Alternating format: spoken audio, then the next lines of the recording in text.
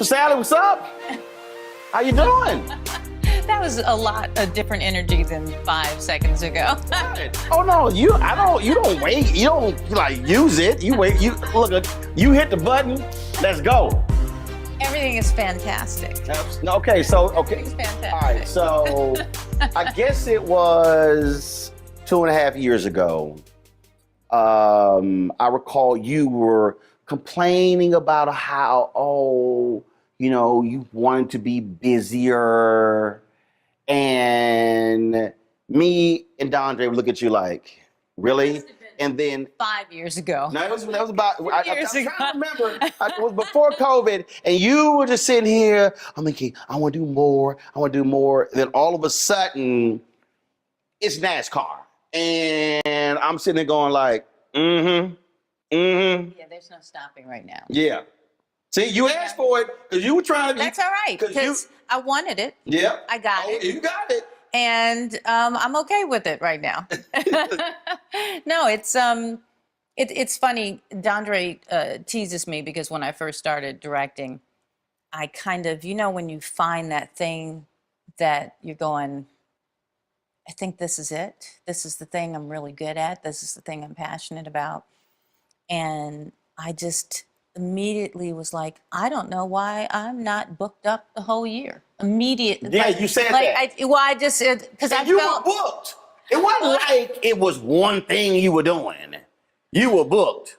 I had a great desire and need to move fast. It's kind of like all of a sudden you start a new career I'm not 20 no more. And I felt like I said, I'm ready. This is it. I have to catch up. And I, in general, am a workaholic. I'm not good. I've been off of work now for a few weeks, and I've cleaned out every drawer. I'm not kidding. I can't be idle. It just. So basically what you've done is you've driven the kids and the hubby crazy. No, I'm doing it. They're doing their thing. It gives me peace to clean out this drawer. So you don't know how okay, but when do you just sit, chill, relax, can you do that? I can do it for a day. And maybe if I was on vacation, I could do it. But a day. I can do a day or two, but doing nothing. Listen, I got 2 kids. We got 3 dogs.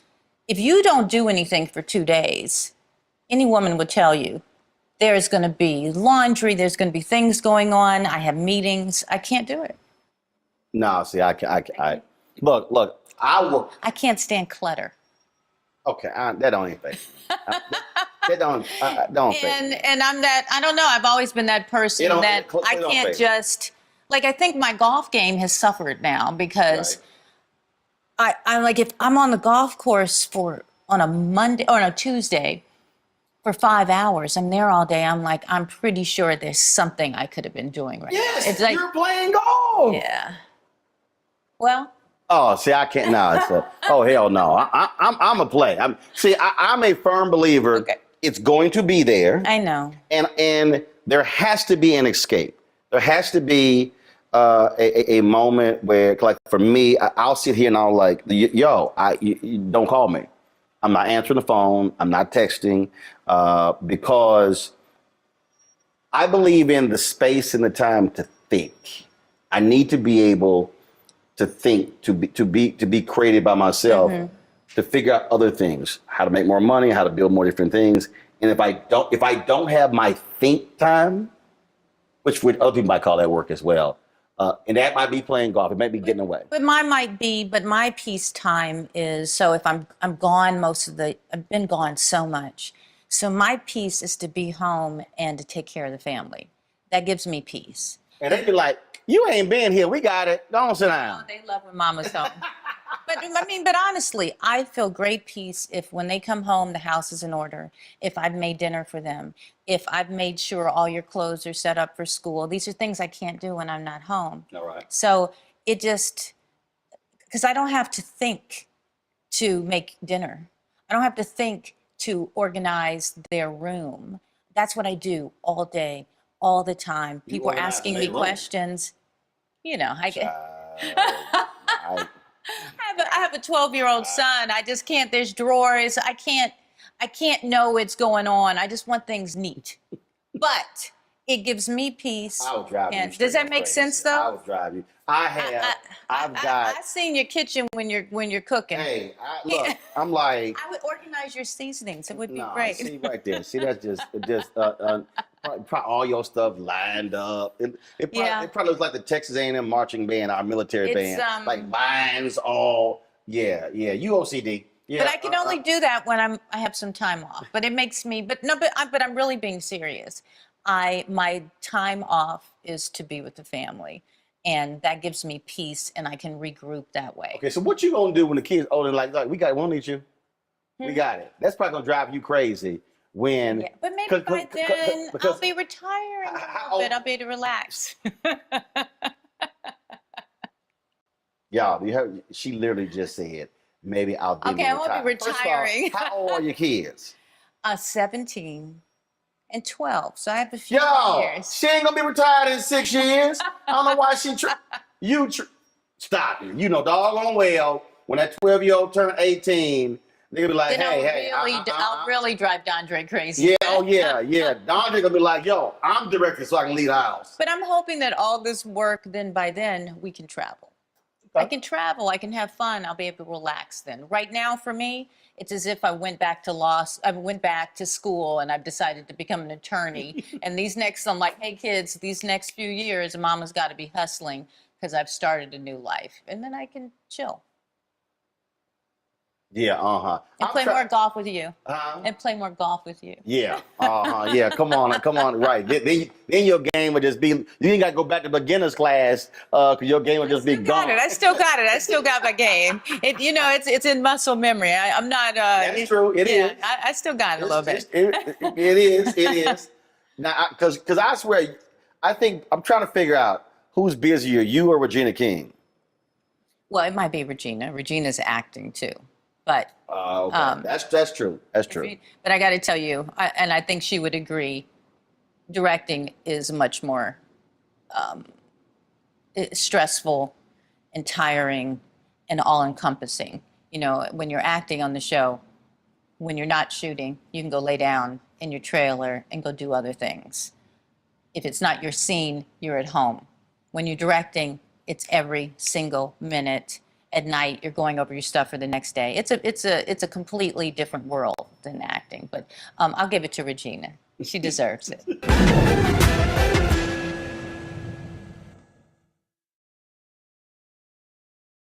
Don't you think it's time to get wealthy?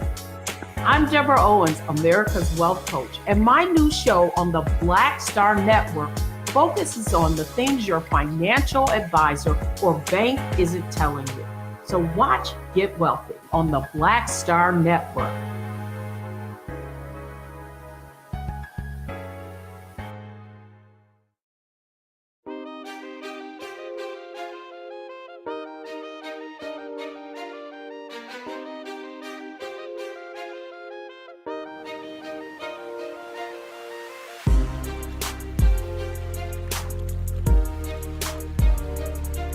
Now, you started acting when? Well, I mean, I think my first play, I was 14 or something in Chicago. But, you know, I moved to LA when I was 24. You know, saved up money, was working in a restaurant to move to LA, and it worked out. Didn't have to get a job. You know, I'm like you can tell already. I was even organized then. Yeah, I'm quite sure. So I was like, okay, I'm gonna go to LA, flew there. Most people don't do it this way. Found an agent first before I moved. Had been working for a year, saving up money, bought a car, drove up, and by the end of that year, I got posse.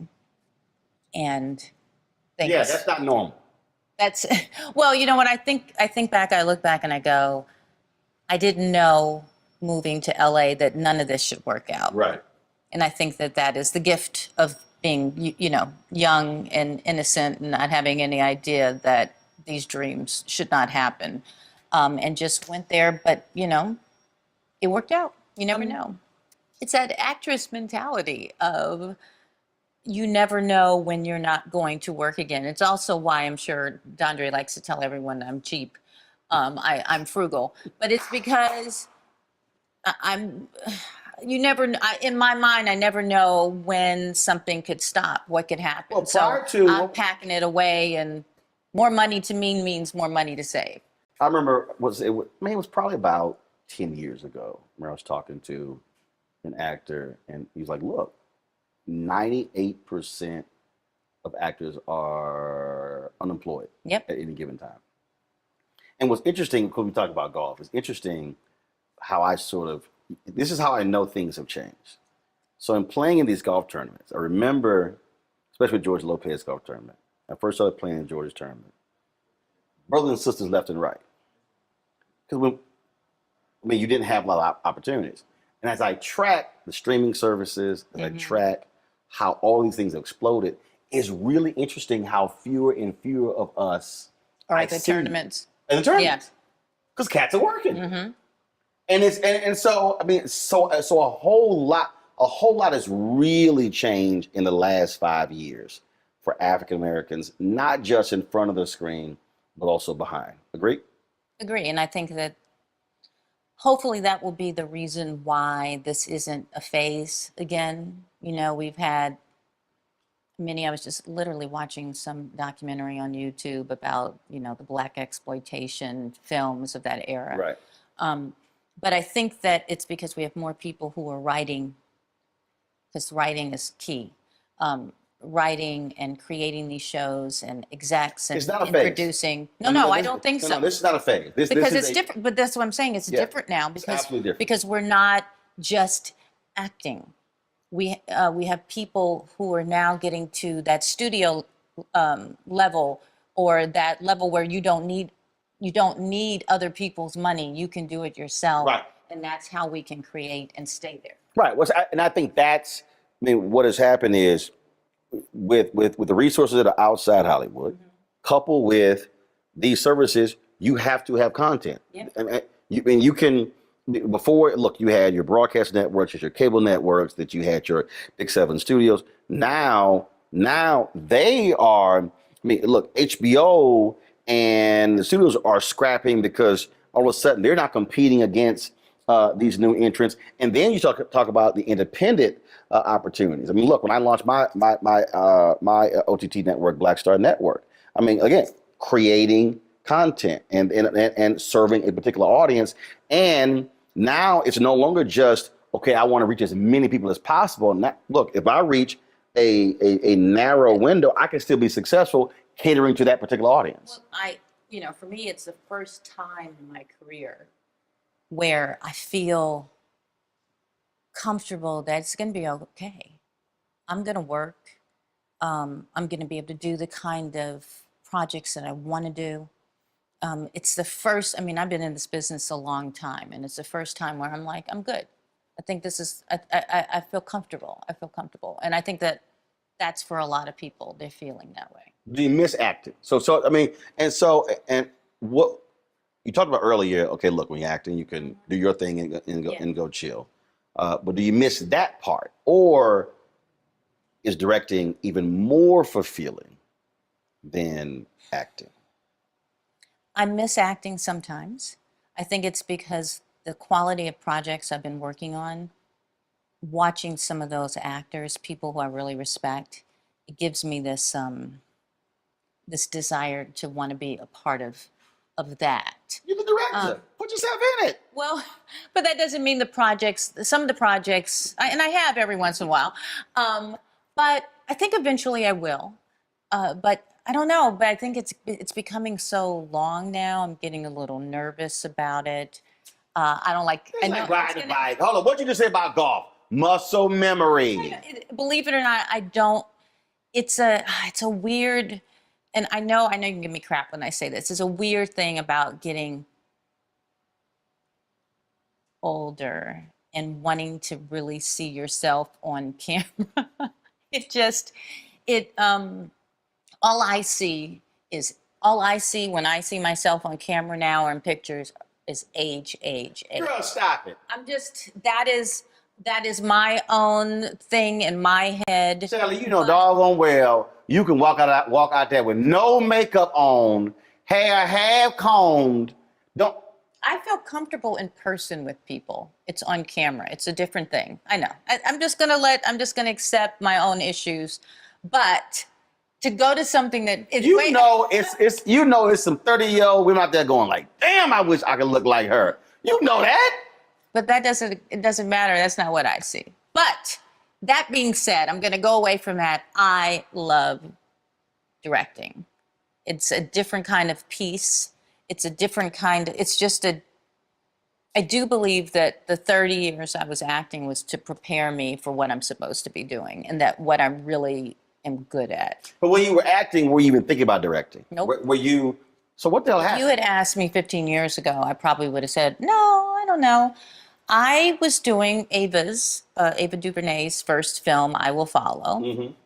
And sometime during that process, probably You know, shoot that like in 14 days or something, 7 Yep. days, something Mhm. real quick. Yep. Yeah. it all took place in one place. I had one outfit. It was like a film that took place in 24 hours or something, packing a house. And during that process, I think because it was her first film, maybe She's self-taught. absolutely. I probably gave too many suggestions. And at some point, Ava said to me, I think you're a director and you don't know it. And literally just her saying it made me think about it. Just made me think about it. And then think about kind of the way I am on set, how I'm always there looking at the monitor. Being on other films where I'm like, see how I'm aging. Let me look at the monitor, see how I'm aging. but you kind of look back, but you really did tweak it in my head. And I was on Eureka and went and called a few directors who I'd worked with before and said, hey, can I shadow you? I think I'm interested. Did that. You know Eric Lonneville? Mm-hmm. Eric was amazing. Eric was really the guy who said, absolutely, come to any show, really helped me in the beginning. Folks watch St. Elsewhere. Yes. And director of hundreds and hundreds of hours of TV.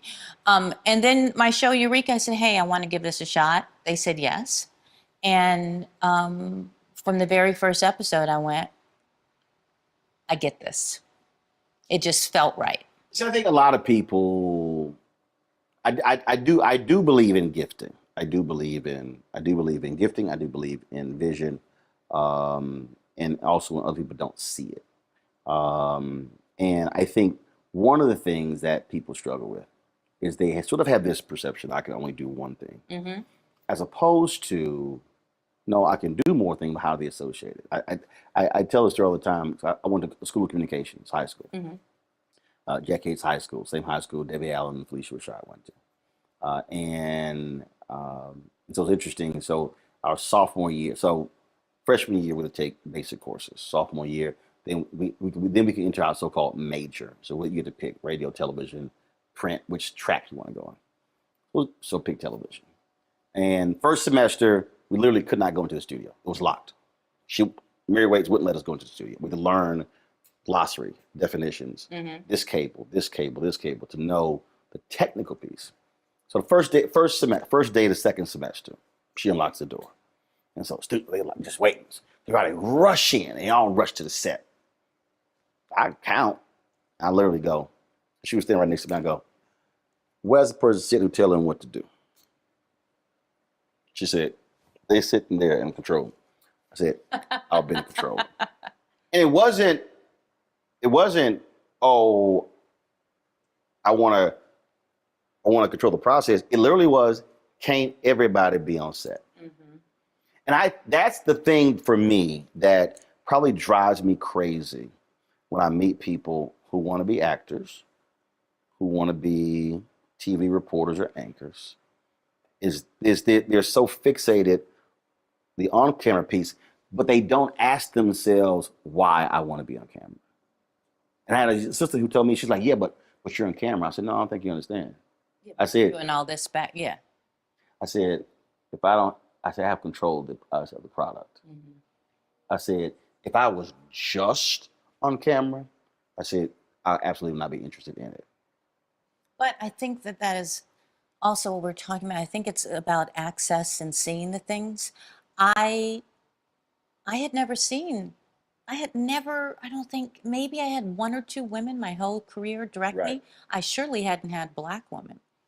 And even for me, I think, I don't know if I ever felt limited, but it just wasn't in my radar that I could be doing Right. It's a concept that. when you don't know, you don't know. And a lot of kids now are now, because when I talk to people, I go, hey, it's not just about acting. You can do this, you can do this, you can do this. And I think people are now getting a little more open. I don't know, maybe Instagram and all this stuff, but folks are. that there are different positions and that are just as important. And it's not just about being an actor. Well, and in it's- reality, it's a better behind the camera. Yeah, I mean, I go back to again in the high school. She would, when we watched movies, she would make us watch the movie to the absolute end. Mm-hmm. Like Oh, just to see the whole list of everybody who's cameras working. from Panavision. Mhm. I don't even know why. I mean, I had to see, and her whole deal was you can't watch a movie without also watching who actually made the movie. Mm. And it was just putting it in our heads that we needed to understand that no project happens without all of these different people. And those are also jobs. David Talbert and I were talking, and he said, man, people don't realize. He said, I might shoot a movie, and that's the only thing I'm working on for the whole year. He said, the folks who worked on a movie, they may be working on 4 movies in that year. Mm-hmm. And he was trying to get young folks to understand all of the jobs that are behind the scenes. And again, that's where, because so many people look, But they want the quick, people want the quick money. I think that I don't people think it's aren't. the money, it's also the adulation. Yeah, of course. being It's the known, quick being money, seen, being famous. without And realizing, not the, as Paula Madison told me, she said, Roland, she said, the long money exactly. is behind the camera. She said, that's the long money. And believe me, when people are like, oh, do you make so much more money directing when I first started? I go, in reality, my salary as an actress was much more than I could make as a TV director if I had just stayed doing, say, guest directing and stuff. Right. You can only direct so many shows a season. As an actress, I can do, maybe at the time, like when I did If it's a Eureka, show, we it's do 20 episodes a 22 season. episodes. And I'm getting paid as a director. You can only do probably about 6 episodes Right. a year. So I'm like, yes, I said, but I'm looking at the long money. Right. Because I know, besides the fact that I love it and it's my passion, but I know that eventually I know where I'm going with this, with my directing. And it's going to be the thing that is my longevity. It's going to be the thing that is really going to be the security for my kids Yes. and for my family. Yes. I mean, that is precise. Yeah. That is precisely it. I had, when I was at my TV One show, I had a sister who,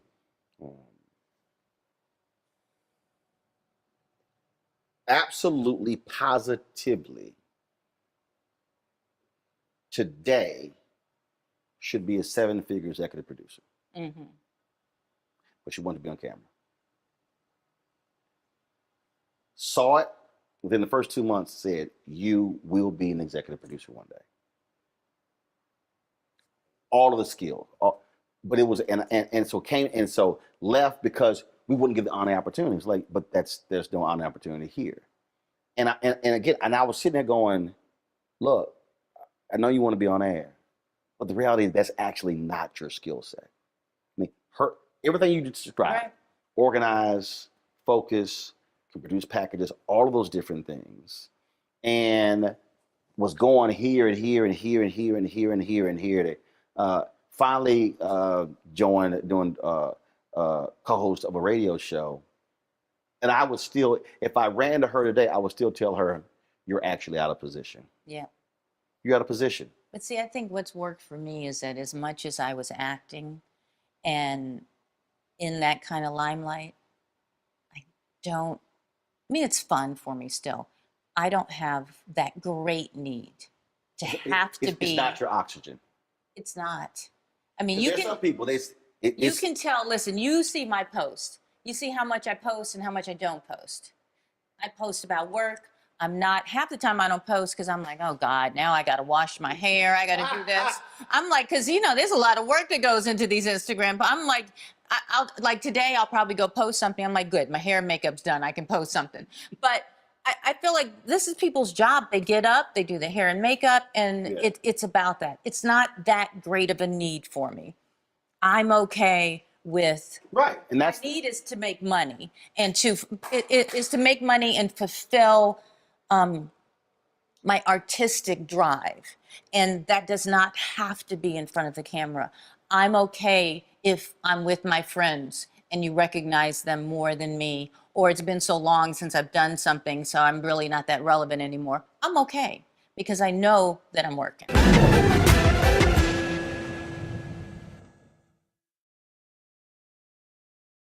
Pull up a chair, take your seat. The Black Tape with me, Dr. Greg Carr, here on the Black Star Network. Every week, we'll take a deeper dive into the world we're living in. Join the conversation only on the Black Star Network.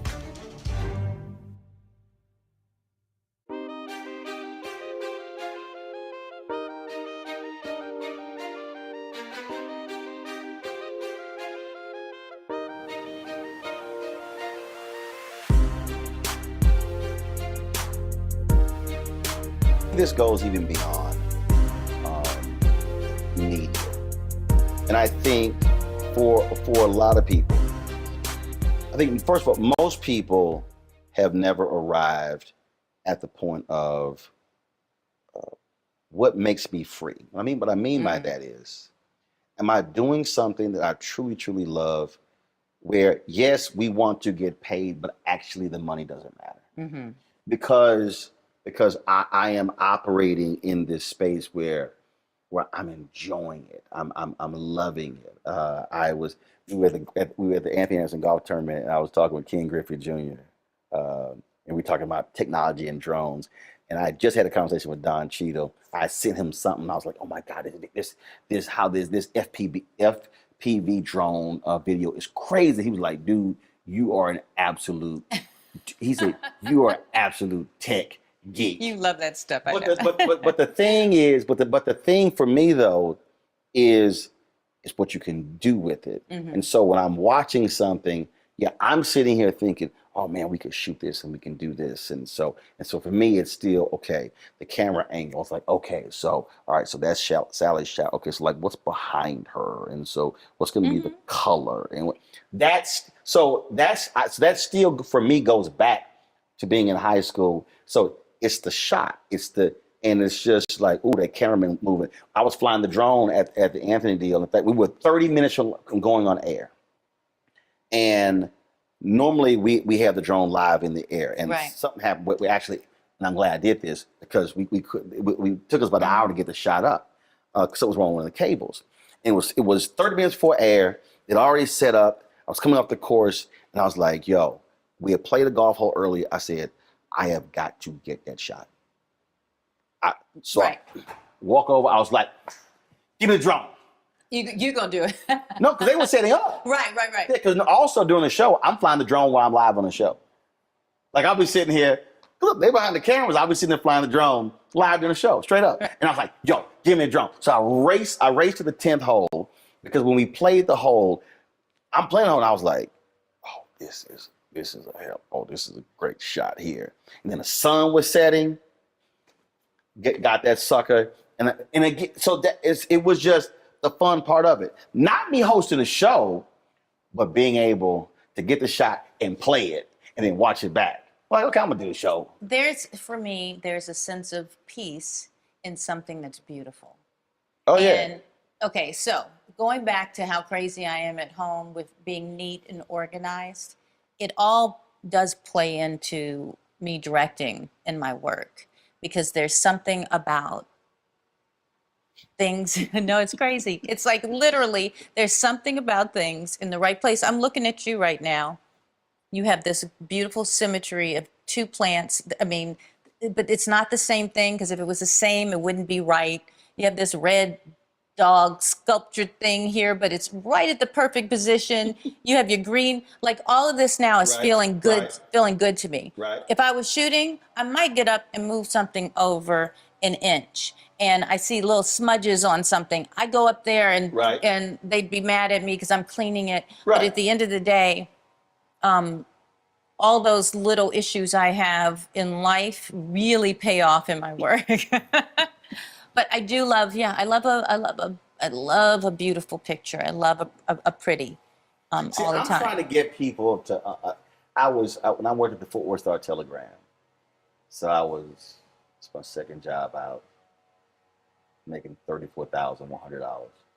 We were having this conversation, and we were talking about different jobs and what they pay. So we're in the newsroom one day, and I said to them, if they were paying me $75,000 to $100,000 to do this reporting job, I said and this was all I could do. I said, but if I was getting paid $50,000 to have complete freedom and joy, I said, I'll take the 50. And they're like, are you crazy?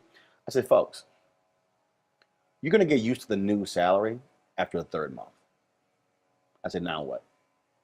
I said, when you wake up every day, it's okay. I said, granted, 90 to 100,000 is fine. I said, but you're going to get used to the new salary. I said, but are you enjoying it? Are you loving it? I said, is it making you feel great? I said, when you see the finished product, how do you feel? Right. And I've had this conversation with so many people, and I'm seeing individuals who have made very good money, but who are miserable, Yeah. who are not happy. But I do want to tell people, because this sounds great, and I am loving what I'm doing, and money is better than it used to be. Now, do I wake up every morning in love? There are, I love what I'm doing, but there are times on certain shows and projects and certain days that I wake up miserable, not miserable, but like stressed. Right. Stress, and the bigger it gets, more stress. But I still love it. But that comes, first of all, that comes with everything. Yeah. I mean, there's nothing you're doing great, ain't no stress involved. Yeah, but people start believing that it should be, you should just be happy all the time. No, it ain't You can't be, utopia all no. day. There's times I'm like, why am I doing, and there's times where I go, why am I not just acting? That would be so much easier than this. This is so stressful. I just hate all these people here. But at the end product of it, I'm like, okay, it is worth it, because there is some pain through through loving. Right, but again, though, for me, walking people through it is still the two words that have just defined me, that I've lived by since I was 24: freedom and flexibility. Yeah. Those two words are the most important for me, because it defines everything and allows for me to be able to just have joy, and then think beyond even that particular moment where that's driving you crazy. Well, and that's why my working so much is about getting more freedom. I know that sounds, but the harder I work, the more I get here, it's the more freedom I'm getting to do the kind of projects that I want to do. So it's been a lot of hard work and being away from home to get more freedom. Absolutely. I don't know how that makes sense, but it works. But I will say this here: it's great being in California. And when does the leaf blower ban go into? I don't think it'll ever go. No, it's going. No, it's signed into law. No, it's signed into law. There's not a ban on leaf blowers in California. Really? Yes, that's signed. Because they just hear all the time. Yeah, no, that's signed into law. So yeah, but it's all good though. Alexander, I'm not worried about it. That's called real life. Yeah. And that's the other thing that I try to sort of walk people through as well, which is I get with television in Hollywood, the whole make believe thing, but I actually like to show people the real, like, y'all, this was real, okay? Everything is not just perfectly coiffed and in place, and things are all. I'm like, it don't happen that way. Yeah. And some people don't know how to deal with that when stuff isn't perfectly in line? How do you, because being Miss OCD, everything got to be in place, everything. Okay, how do you even go, all right, let me just accept when everything is not perfect? Because I really don't, as much as I'd like it, I don't really have a complete problem with it. I've learned, I have children. Once you have children and you have animals and you're married, all these things, at a certain point you have to go, I've had to learn to walk in the door and there's a pile of shoes there. And I look over in the living room and I'm like, nobody saw that the dog peed right here. Like, I've had to just. But I'm with you though. Release. Okay, at home, this was hilarious. At home, I'm unbothered by that. I can but deal with at work. That. And not at work. See, that's a whole different deal. I am. But at work, you have to have it. For me as a director, I also have to have it at work because it's a huge machine. I'm sorry, a huge machine with hundreds of people working. I have to be a great director, you also have to be willing to kind of go with the flow sometimes and make split decisions when things aren't going right. When that's happening, I was shooting a show in on Venice Beach where we had a guy on a megaphone who was not going to shut up until you paid him off, and then he got mad and he wasn't going to shut up after that. And how do you work around that? Right. I have some crazy actor who doesn't want to do this. Now I have to massage you this way. Mm-hmm. So as much as I'm OCD, I also have a great skill of maneuvering around obstacles and getting what I need and getting what I want.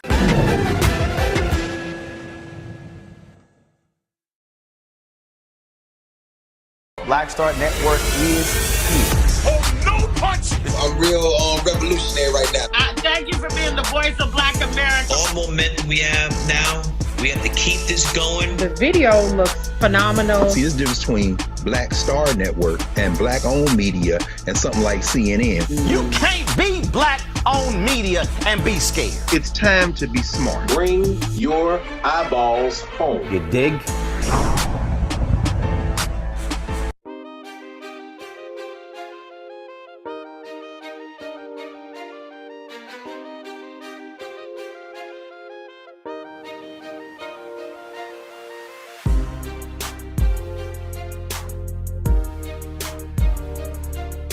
I am probably, I absolutely, for me, I'm OCD when it comes to gear, equipment, and stuff being in place. Is that right, guys? No, they know. It's real interesting when you start thinking back to like, how did you get to be this person, this sort of thing. And so it's crazy to me how so much for me is growing up. My grandmother had a catering business and starting when I was 7 years old and helping with weddings. And we had to prepare for putting together the wedding on and going to her house. We live 8 blocks away, going to her house on Monday. And okay, what's the wedding? How many people? Glasses, plastic, silk, real flowers. Okay, candelabras, no candelabras. Aisle runner, is it clean? We start going this sort of stuff. So I did that until I was 30. So even when I was a journalist, I was still doing stuff that was catering. And that level of detail planning and having to have stuff, having it in place when something comes up, that you not bring the wire cutters. You know we're going to cut. That you not bring the shears. Do you know it was like, okay, this a certain type of tape that we have. We use stickum. Like all of those small little things that when we were in that church and the wedding is starting in an hour and you got to get this stuff done. And then we got to leave from there. Then we got to go into the reception hall. And then it's okay that you bring the right push pins for the tablecloth, that you bring the skirt. Okay, are they doing linen tops, plastic top? I'm 10, 11 years old. Right. And that's literally every week, especially from April through September, where especially with your June brides. It's crazy. So for me, I am absolutely that way when it comes to when we're going to. It's kind of like, how do we leave that? How do we not bring that? Right. Did we not think that we may have needed that? Okay, and it's just, and I went to our equipment room, and I walked in, and I felt like Howard Hughes in The Aviator, because it was stuff everywhere. And the reason that drives me crazy, because again, I go back to when we have to find something and it's not in this place. Like even when I pack my gear bag, all my stuff is in the exact place, because if there is a hole, I know exactly what is missing. So I'm not trying to figure out. Got you. No, hard drive's supposed to be here.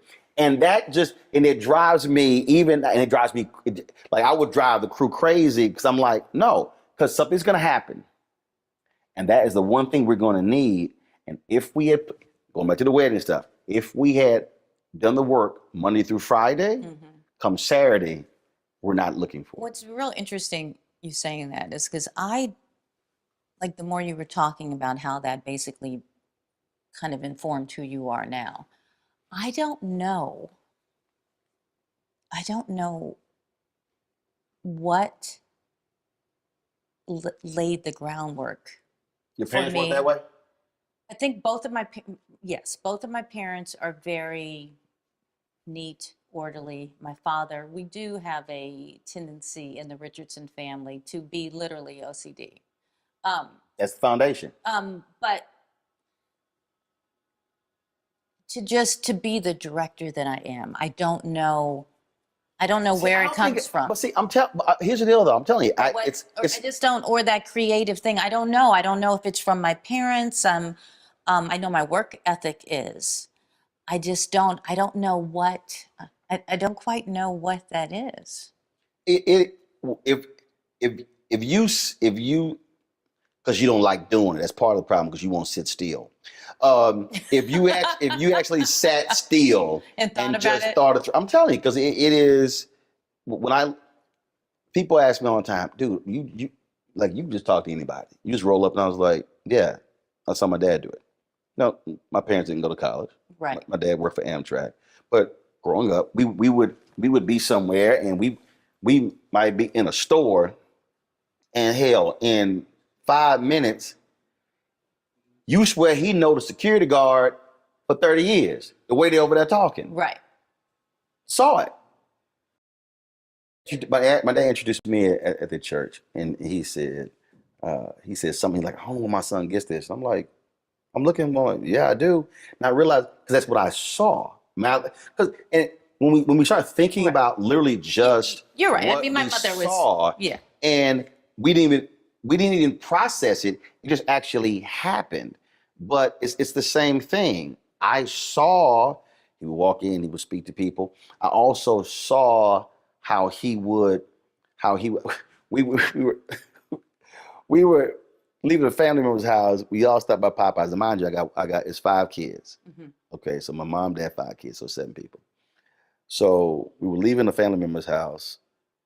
We had eaten, so it was about 9:45. Place closed at 10. So dad was like, look, they're gonna throw out a bunch of this chicken away. So we go in, and he's essentially negotiating. right. So we're all sitting over here, table. He's negotiating. So me and my brother decide to walk up. And he turns to us, did anybody ask y'all to come over here? I don't need your help. Go sit down. So when I was watching the movie Glengarry Glen Ross, that scene when Kevin Spacey walks out and Al Pacino is talking to the dude, and basically like, look, dude, you can't get your money back. But he's not trying to tell him that. And Spacey comes out, oh no, Mr. So-and-so, everything's fine. Your check was sent this morning. And then the guy just starts losing it. And Pacino looks at him, he's like, if you don't know the play, shut the fuck up. And I'm telling you, there were those moments growing up. My dad was like, if you don't know what I'm doing, I don't go sit down. I literally did that the other day. It's just like, why y'all talking? I don't need y'all to talk. I'm working on something. Yep. Just stand your ass over there. We gonna get what we want. but I don't need y'all contributing nothing to this conversation. And I think it's just one of those. That was literally where I experienced it growing up. No, I think when I think about it now, I mean, my mother was in the music business for a while. She worked at the Defender in Chicago. She did? Uh-huh. Yeah. Doing what? I think she was she was a photographer. Really? For a while. She was a photographer. You Yeah. know, ran Chicago Defender. You know Sharif, who Sharif. used to work over there? Mm-mm. But my mother's, older than you, so she worked there before you were there. Yeah. I was But executive editor, then became general manager. mother worked at the Defender and ran a recording studio, and then worked at Chicago State University. See, it was So it's kind of there. I watched it. I watched it. Yeah. All those different pieces. Yeah. It all comes together, and I think And watching my mom is she's a hustler. She don't stop. Even she's retired now, and still she can't be still either. But she had to take care. She a divorced woman. Even though my father was around, I still saw my father and he still helped. But she was still doing it on her own, and that's the mindset. I still have. When you see it, when you live it, and it's a part of it, you And absolutely I do hope now, as much as I want to be home for my kids, I look and I go, this has to be a blessing for my daughter and my son. I want my daughter to know this is the kind of woman you need to be, and I want my son to know this is the kind of woman you need to be looking for. And hopefully it's not something that they go opposite. See, what drives me crazy, and I think this is, it's actually good and it's bad depending upon who's on the receiving end of it. Being this way can drive people crazy, but being this way has saved a whole bunch of asses. And both are true. And folk get mad when it's one thing, but then it's kind of like, damn, let me show this. Everybody else on this one. And it's one of those things where Peter Roussel, who was deputy press secretary to Vice President George H.W. Bush, who's an adjunct professor at Texas A&M, this is what he told me. He said, Roland, he said, the thing that most people really love about you is the very thing that most people hate about you. Absolutely. He said, so you have to accept it. He said, and for those who hate it, it's their problem. Well, and I think that you and I are the same, that at this point in my life, I am who I am. And I think it's not a bad thing to be. And I think that everyone in my family probably hates and loves me for who I am. Yeah, but again, depending upon what the situation, they're like, I'm so glad she ain't no like that. And again, sometimes they're going to hate it. Other times they're going to love it. Off, when we talk about the money thing, he'll try to buy me something extravagant. And he knows that he has to warn me. He's like, okay, don't get mad. Because he knows in my mind, I'm like, we need to spend that money. I'm fine. I don't need that purse, But I've had to learn how to accept the damn gift. Yes, accept the damn gift. Okay, I don't need that bag. See, I'm here's sort of how I am. Go buy what you want. Like I literally don't. Seriously, I can't think of the last time Jackie bought me something. For everyone else, the kids, I'll get anything for you in the world. What do you need? I don't want you to go to school and have nobody teasing you about some shoes when you're at this private school and I can afford to get you some nice shoes. For me, and it's not like I don't have some nice things sometimes. I do have to go in public. I am in LA. I don't want to go around looking crazy. But there's this frugal mindset, which goes back to you don't know if there's going to be a role next week versus, I get it. But I'm not trying to be those people who are out here pretending. I see people all the time where I look and I just see their lifestyle and I go, I don't know how, unless they got some secret business. No, they don't. There was some rapper, I would name him. For this? Bro had 4 cars repossessed in 1 year. That ain't gonna be me. No, that's not gonna be me either. Because for me, what drives me crazy the most, when you talk about I am who I am, I said this in a speech once, and I said, I'm content and ambitious. Content in that if I don't do more, if I don't make more, if I don't have a bigger house, if I don't travel to these places, absolutely love my life. Absolutely no See, complaints. I'm thinking about that. No complaint. No, let me walk. Yeah, See what? no, I'm So thinking, again, just I'm, thinking so about like what you're saying. Am I I've done content? these great things. Right. I've played in these celebrity tournaments. I've played these gorgeous courses. I've gone these places. So if I don't do anything more, if my life literally stays where it is, I am very content with the life that I've had. But at the same time, I'm still ambitious in that what I'm pursuing. What I really mean by that is, because what happens is there are people who are not content. And it's always the next thing. I need the next thing. No, I've got to have a bigger house, a bigger car. Right. I got to have this. And so they never actually enjoy what they have. And the reality is, if that's you, you're never going to reach the point of being content. Right. So it's fine. I'm telling you. So No, I'm thinking. it's Where fi- do I lie in this definition of content? I'm content with certain things in my life. Is that okay? like what? I'm content with my family. I have a really lovely family. Love my kids. Love my husband. See, what this means, this doesn't Which mean, is a good thing. Right, a lot of people right, don't this- have that family to right, be content right. with. Content doesn't see. Here's I think the problem with the word content for some people. It's not what's implied; it's what they infer. It doesn't mean. You're satisfied. That's not a good word. No. Satisfied. What it means is God has blessed me with these things, and I am pleased with what I have received. Yes. I've enjoyed it. It's been great. It's been wonderful. And if I'm not I've never been to Paris. I've never been to Thailand. I've never been to all different places. I've never been to Ghana twice. Haven't been to South Africa and other countries. If I never go, I'm good. But it doesn't mean I still don't want to go. I think I'm there. It's I'm the there. people who aren't satisfied, aren't content, who basically demean or diminish what they've done, where they've gone, what they've accomplished, and it's the next thing. And the reality is that means that you'll never actually be happy because there will always be another thing. I'm okay. There'll always be there. I'm in there. I think a lot of what I want a lot more in my life. I want more in my career, but I think really now I want that for my kids.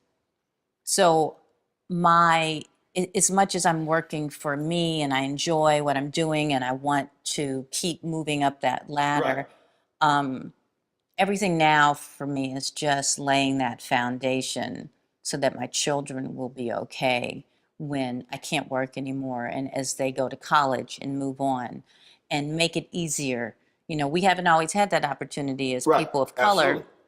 Absolutely. to set our children up for fantastic futures.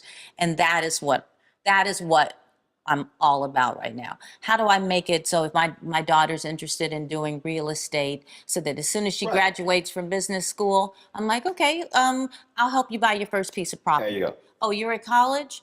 Well, how about we just we'll buy that apartment for your dorm and then you can rent. Right. Just kind of setting my children up to have much more than I ever did and to start at a higher level. See, That's really what I care about. So we raised 6 of my nieces. I don't have any kids. For me, it's so funny when we think back what happened with like growing up. Like one of the things that drove me crazy, and it still drives me crazy. I hated these conversations. My dad would be like, if I had money. I was like, we don't. Why are we having this conversation? No, I don't like that. Again, I go back to that content and ambitious. It drove me crazy So I'm like, for me, it was like, you're torturing yourself. Why? I have friends that are private planes. I flew on, great, enjoy myself. I would get my ass on a commercial airline and ain't no problem whatsoever. Like literally, no, I don't feel like I'm bad. Man, I wish I had. Don't faze me a bit. Right. And that sort of goes back to that whole content ambitious thing. And it and I'm saying, and it drove me crazy. Look, love my parents to death, but it drove me crazy because I'm like, okay, if you don't, you don't. For me, it's just like, yo, it is what it is. And if I see something, hey, great, that's wonderful. That's cool. I'm still cool with what I got. It's like with cars. I've never been a crazy car person. I think that is, there are times when I do my best not to want what other people have. I think a lot of times that's why I do shut out social media. You'll be really happy about your day, and then you open up Instagram and somebody who's doing the same thing that you're doing has something, well, I know that it can change my mood. But I also can be very honest with myself when I know that you're being ridiculous, Salli. Life is great. You don't know if that's even true. Right. Enjoy this. And because I know I do struggle with that. So I'll just take that time and go, just thank God right now for all these amazing things that you have. That's what I mean. And content. Right. And but that doesn't mean I can't. Right. I have envy at times. I have friends that I go, well, what? Even as much success as it seems that I have, I can still look at Regina and go, well, damn it, I want to act too and have what, but that's Regina's path and she deserves it because she works really hard. This is my path. And I just go, let me recenter myself. Right. But I do have those. I have those. I fight it a little bit. It's weird for me because I'm telling you. But most people can't even accept and won't even say that they struggle with it. I know I struggle with it, but I do know at the end of the day, I'm really happy with where I am. I just have to, I can't let that temptation of. Yes. It's temptation. It's just bad energy, and it's what this new world is wanting about. and desiring what somebody else has, to your whole point. Yeah. If it's for you, it's for you. If it's not, it's not. I've never, and I guess I have had such a I don't give a shit what other people think attitude. I had to learn that though. I'm always been a people pleaser. I want people to see that's because I've never I don't. But you've known me a while. It doesn't seem like I'm like that because I'm kind of both. Like I'm like that, but then at a certain point I'm like, well, fuck you then. Right. See, me, I start with the well, fuck you. I've gotten, but now I'm more in peace with who I am, and I can't be a people pleaser and do what I do. No, I have to. But I think that's where I'm conflicted, Roman. No, you're not. Roland, I'm conflicted. You're human. But you know what? I think that people have to. I don't know. I think it's great to accept that you're conflicted and first of all, if you are, you are. So and not to deny it, so I can work on it. I'll go to therapy about it.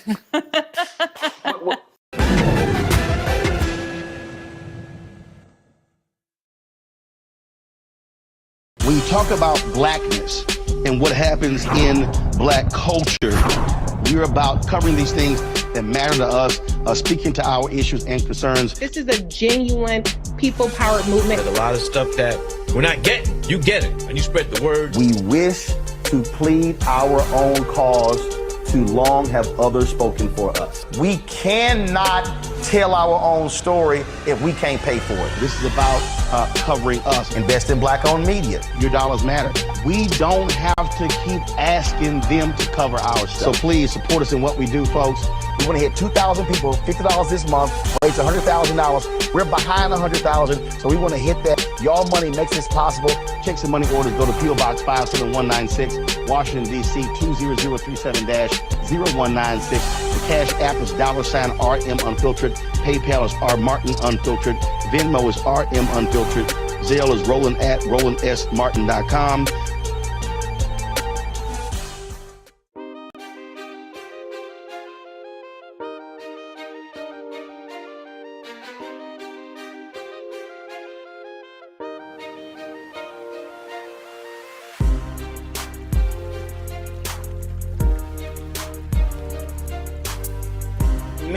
For me, what I try to encourage people is, I'm telling you, I literally do not know. I take it back. I do know where it came from, because we talked about that earlier. We can watch somebody, and it's like, because you talked about your mom was this, Yeah. so you followed that path. See, I think we can also watch somebody and then go, I'm not going to do that. I'm not going to do I'm not that. gonna do that. Yeah. So for me, it was growing up when I would, and it wasn't like a survival instinct, but growing up when I had peers, and I'll never forget when polos and Izods were like the hot thing. And I remember we were, and I mean, it was crazy. I remember that, and we could not afford I was it. in junior high school, and I was sitting across from this guy, and Polos were everything. I was looking at his Izod, and I'm like, Polo bruh, and Izod. your Izod is crooked. Come to find out, It was fake. it was sewn on. They had bought a regular shirt. They had bought, but here's the thing, and I said, so you mean tell me y'all went through all that trouble to sew on? I said, you know it's the same shirt. I said, the shirt literally is the same shirt, except for the Izod on your left breast. I was like, bro, y'all went through all that trouble? And I was like, for a polo and an Izod? See, I think I couldn't understand that. I grew up, so in Hyde Park, I went to the lab school. And we weren't like, my mother gets so mad if I say we didn't have money. But we didn't have a lot of money. I'm sorry, Mother. But I went to a private school of kids with a lot of money. Right. And they had all of that. And and I probably carried this. That's why I don't want to spend money. Right. I'd go around and I always wear t-shirts and blue jeans because I couldn't afford to dress up like them. So I would just go, well, I'm a tomboy. I don't care about that stuff. I don't care about the makeup and the purses and the jeans and stuff because I knew I couldn't afford it. So it's better just to say it like that. But I did, and I had all my friends who were in Jack and Jill and all that. And I still to this day feel very uncomfortable with people who kind of came from that world because I just didn't have it. And I think that's where this need still comes from. That was sort of your shield. It was my to shield. deal with it. Yeah, which is probably why I didn't have it, and so let me create this whole deal with like I don't give a damn. I don't give a Y'all damn. got it. And when you actually did give a damn, which I created the shield. Yeah. That was the thing it was if there was one thing I absolutely appreciate about my parents is that was actually put in us. I think I just took it to like the 100th degree. Yeah. Where I literally did not. We were having a discussion. We were talking about Air Jordans, and these people were like, they were going back and forth. And, oh man, growing up, they would start describing this edition. They asked me, I was like, nah, I never owned a pair. Yeah. And looked at me, I said, man, did you think I was gonna be spending $100 for a pair of damn tennis shoes? I was like, oh hell no, because that literally was how I was raised. It was like that's not of importance. I could go to school looking clean, neat, just fine. I remember my brother and I were 1 year, 1 day apart. He's November 13th, I'm November 14th. My parents bought us a pair of Jordache jeans. People think we were twins. We're not. They bought us, I'll never forget, a pair of Jordache jeans. Oh my God. A pair of Jordache jeans. It was a cognac belt.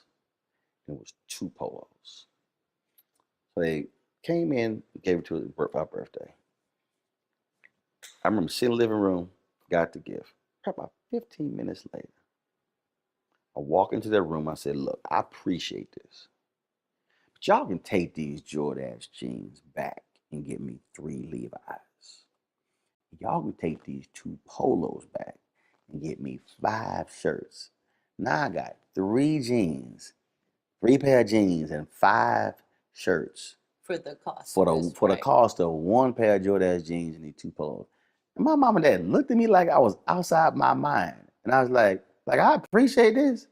I think probably was like 15, 16. But I literally was like, You know what's funny is that's my daughter now.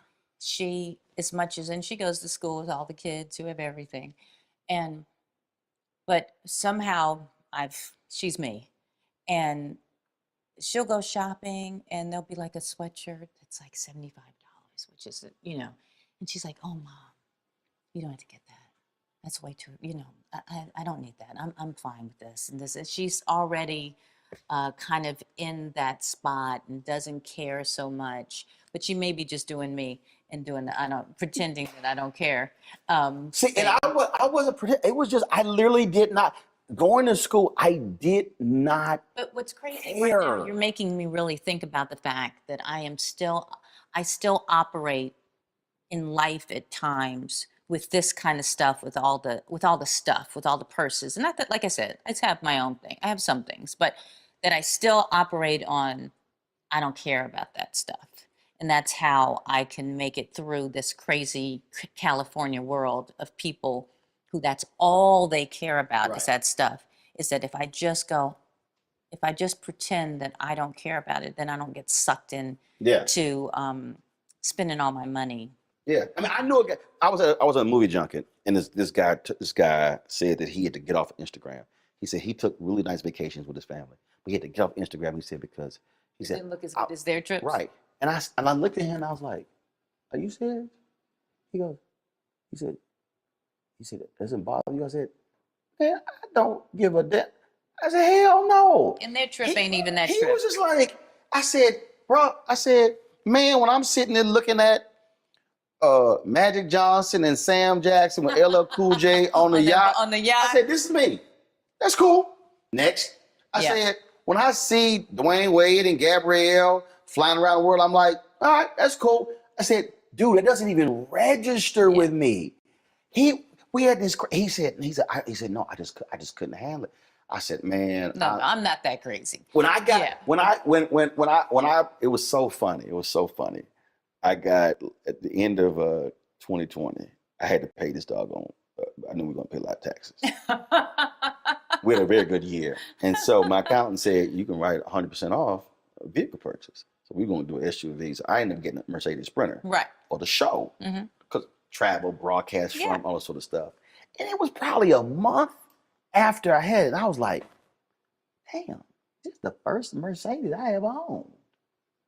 And I was like, unlike the rest of these fools, it's a whole tax write-off. Right. But it was just because I never, like even the car thing. I remember I had a Toyota Corolla. I was like, listen, this is the first time we now have, the last few years Dondre wanted the Tesla. I got a new Lincoln. Before that, we've been driving around in 2 cars that I bought used, cash. And he deals with me. He's been going, can we just get? And he looked at the bank account going, boom. He goes, can we just get a new car? Boom. And I finally was like, okay. And I call my accountant. I'm like, we could get 2 cars. He goes, yeah. The account like you really can calling get me, but get. He goes, and you're going to lease these 2 cars because you need the write-off. And Dondre's like, for the love of God, please let us get a new car. He finally put his foot down on flying. He goes, listen, I'm not flying, Coach. Oh hell, But I'd be like, well, why can't you go to Southwest there? I don't, I'm like, it's quick. No. He finally was like, I'm done with you and the cheap flights. Yeah, I'm like, it's a few hours on the plane. Why would we spend so much money on a flight? No, Yeah. I'm bruh. He He put his foot down. Look, and look, in many ways, my wife was sort of like you. When we were sitting there, I got a board meeting in Hawaii. Mm-hmm. We were going, and I was like, look, I was like, board meeting is 3. I'm like, we got 12 days. Board meeting 3 days. I said, I'm going to play Kapalua in Maui. So we were trying to remember where we stayed. So we're looking through this whole thing. She's like, I'm looking at it. She's like, oh my goodness, but this hotel here, okay, this is where we stayed. Oh my God, it's $1,500 a night. I was like, well, it's probably what the hell we paid last time. So she was sitting there, I was like, book the damn room. Yeah, oof. No, but okay. Yeah. But see, I've been trying to book a trip forever, and every time I look at a hotel, I'm like, oh, that's so much money. Because I was sitting there, I was like, no, you busted, book the room. Because I'm just, and I literally said, I've already agreed to get a speech on our anniversary, and I think I'm getting paid like $20,000. I said, the trip paid for. She's kind of like, yeah, you got a point. I'm like, book the room. I said, I can't, like, to your point about getting better. To your point about why we work. Mm-hmm. Why we work. It should be to enjoy our life. Yeah, because you can't take it with you. Well, maybe this therapy will help me later. Yeah, this is a therapy session right here. I'm telling you. Well, my dad, the bathroom got messed up at my house in Dallas. I used to own my house. My parents lived in my house. My dad called me, and he was sitting there going, I don't need to hear that. Go get 2 beds, call me back. Dad, I don't need to hear that. Right. Like, I don't need to hear what happened, what fell off, when to be repaired. Look. And then he calls me. He's like, well, call so-and-so, and it's going to be this. I was like, okay, but what's the problem? I was like, man, call the dude back, tell him he's going to get a half. I said, what does he need to get started? And he was like, I said, fine. I'll do that all day for my family. But the thing is, my deal is, I'm not about to sit there and have this conversation. Dad, I work hard. Again, I go back to that. I wish we had money. Yeah. Conversations that drove me crazy. Mm-hmm. Now I can pay for it. Okay. Dude, how much this costs? Roland, I'm gonna shake all this off, and I'm gonna stop living like that. This was gonna help you the most. This is the one's gonna help you the most. We were married our first year. No, trust me, okay. I'm trying. No, it can't. I'm telling you, we were married our first year. Okay, we made it clear. I said before, look, I ain't trying to see no bills. Okay, if that's what you like handling, cool. I'm not dealing with a bill. I'm working. Okay, I don't want to see paper. Mm-hmm. I don't want to have a conversation. You do. I cannot tell you right now what's in my personal bank account. I know what's in my business bank account, but I don't even look at the personal bank account. Right. She handled that. I was playing golf. Jack calls me. She wanted to buy something. I was like, okay, why are you calling me? She's like, what? I was like, well, I was like, okay, is the house notes paid? Yeah, I said, the light bill's paid. I said, is the water paid? Cars paid. Yeah. Why you calling me? I said, don't you handle that stuff? So if you know what's available, and all of stuff paid, you ain't got to call me. She's like, well, I just wanted to, check in. I like, you do not have to call me. That's a no, straight up. That's a good wife, though. No, straight up. But she walked through, and I'm like, or I don't want to say wife. I'd say that's a good partner. Well, right. That's a good partner. But ever since then, I'm like, I don't need you calling me. Because my whole deal is, you manage all that sort of stuff. Don't come at... Dondre knows that if he went... I'm going to work. If he all of a sudden had some huge purchase and I came home, I would just go like this. Or you would explode? No, I wouldn't get... It would just be... He wouldn't even... Because I would never say no to anything, but he would just know that amount of anxiety, I wouldn't buy anything big without going, so... Right. Now I wouldn't do it. Now she's same way, but it's like we don't do things like that. We always check in. Right, but I don't. But that's nice. If it's okay to me, that's 1,000, 2,000, 3,000 gone. I don't even. Right. It was like finally same point about a car. She was like, my niece is driving the car. She was like, I'm like, look, I'm not about to hear this conversation with a car. She said, look, I got paid this. I got paid like 100,000 to give a series of speeches. I was like, look. Take 30, go buy a car. And she's like, you want to go? I said, no. She found what she's like, want to test drive it? No. No, I'm not even. I was like, you like the car? All right, I'm going to be a better money person, okay? You got it. No, I'm just going to accept it. But you got it. The deal is, if all your stuff is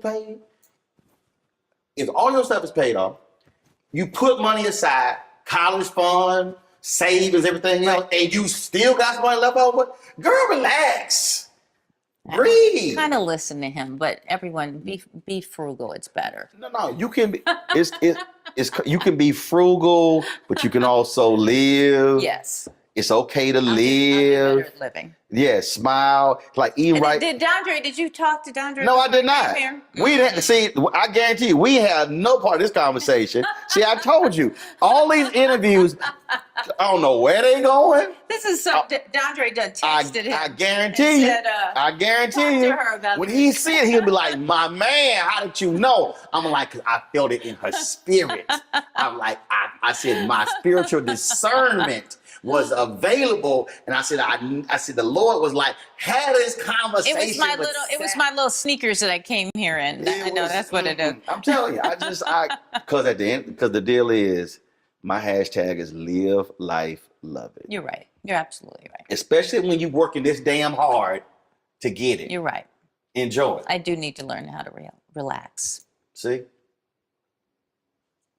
And I won't even send her an invoice. You and Dondre are my therapist. No, Dondre, your husband. I'm trying to free your mind. Well, he's the therapist for everybody else. Yeah, absolutely. Yeah, for everybody else. He helping all these men. He helping everybody out with all their stuff. All their stuff. Well, it was good to see you, darling. Oh, I love you. Love you as well. It's really Keep good to having see fun. you. Thank you.